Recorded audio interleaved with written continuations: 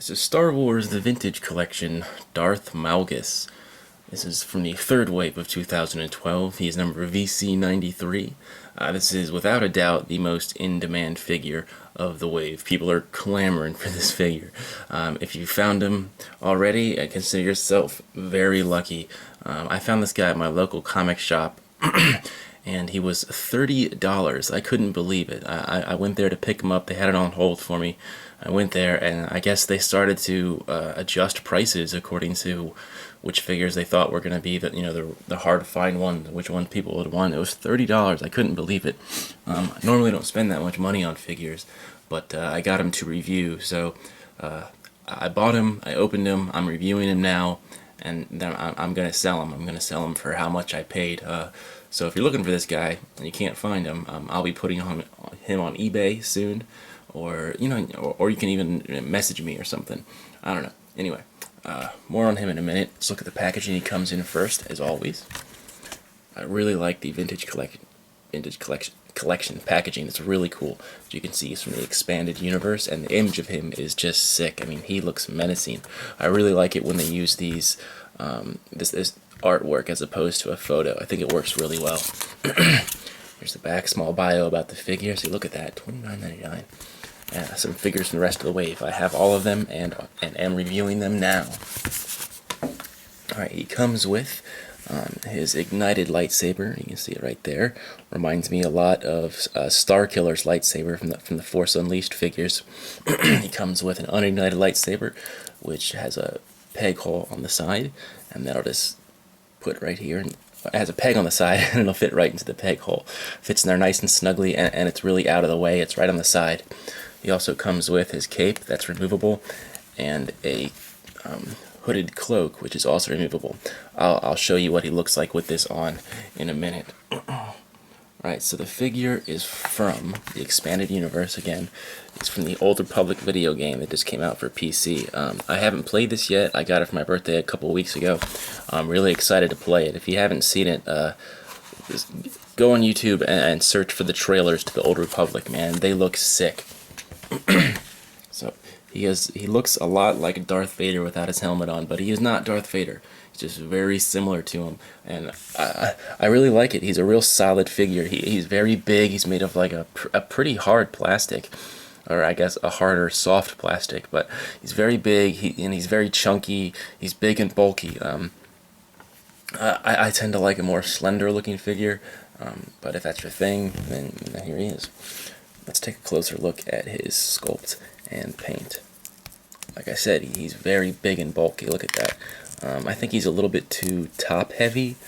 It's very big up there. I mean, he's a big figure, but the top of him especially. But he is really solid. I mean, he stands up pretty well. Alright, let's take an even closer look.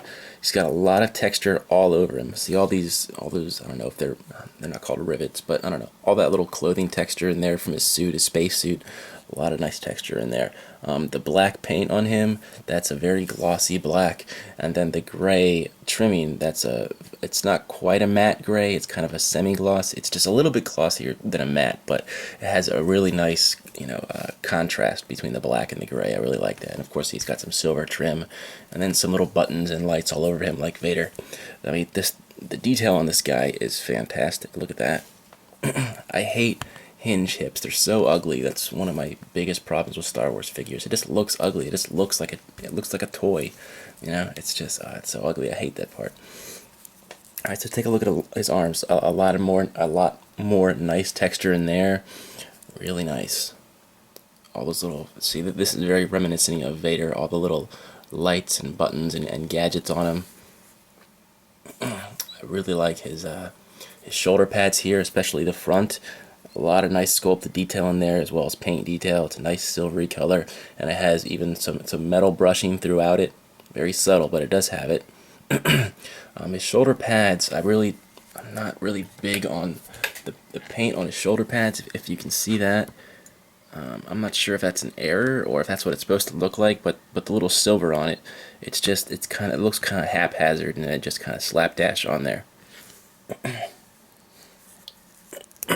His head sculpt is really nice. Look at that, and the paint on there is phenomenal as well. The skin, it's like a really a greenish tan color, and then it also has some darker green dry brushing throughout it, just to give a little more shadowing and texture. I mean, even the back of his head has little folds in his skin. And of course, on the front, I'm not sure what that is. That's supposed to be tattoos or scars or something, but it's really nice, really small detail in there. His eyes are really cool. They're yellow eyes with a red circle around it, and he has a little black pupil in there. His breather, a very very fine paint detail in that breather. Alright, so let's take a look at him without his cape on. I really do like the way it attaches. You gotta take off his head, pull the cape off. The front has a little peg that kind of, well, it's not really a peg, but you'll see. I'll show you in a second. You have to pull it off the front. See, there's like a little hole in him. So you kind of put that on and then push that in. Put his head back on, and he even looks good without the cape on. If you want to put it back on, you just slide it back on, and then you can use his shoulder pads to really clamp that cape in place. I really like that they do that. It's a nice little feature, I guess. Okay, and then so his cloak, it has a wire around the neck. It doesn't have a wire going throughout the hood, but it does have a wire around the neck. You just kind of put it on his shoulders and then kind of tighten it around his neck like that, and he looks really good in it. Look at that.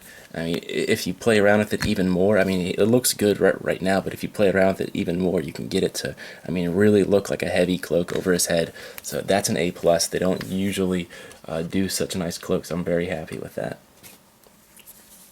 Alright, so quality control. I've only seen this one, so I can't really attest to exactly what the problems may be, but the Vintage Collection is pretty good with their quality control. There's not really much you got to worry about. When you're shopping for this guy in the stores, make sure his face, make sure those scars on his face, make sure that pattern is nice, make sure you like the way it looks, make sure his eyes are nice and neat, those 3-colored eyes, make sure that's nice and neat. The paint on his breather, on his shoulder pads, the silver paint on his shoulder pads, on this piece, and just all the little buttons. It's going to be hard to see that stuff, but I mean, just take a look. I really don't predict many things going wrong with this guy. He is like I said, he's a big figure. I'm going to compare him to the Darth Vader from Empire Strikes Back. I mean, if Darth Vader did not have a helmet on, he'd be the same height, but he is a little bit chunkier than him. He's a little bit wider, very large figure. Okay, his articulation is pretty good. Standard Star Wars articulation, I guess. He's got a ball jointed neck, ball hinge shoulders, ball hinge elbows, swivel wrists, swivel waist, hinge hips. I hate those.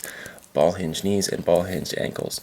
I really wish they would give all their figures ball hinge hips. I mean, these hinge hips are so ugly and they're so useless. All they can do is that.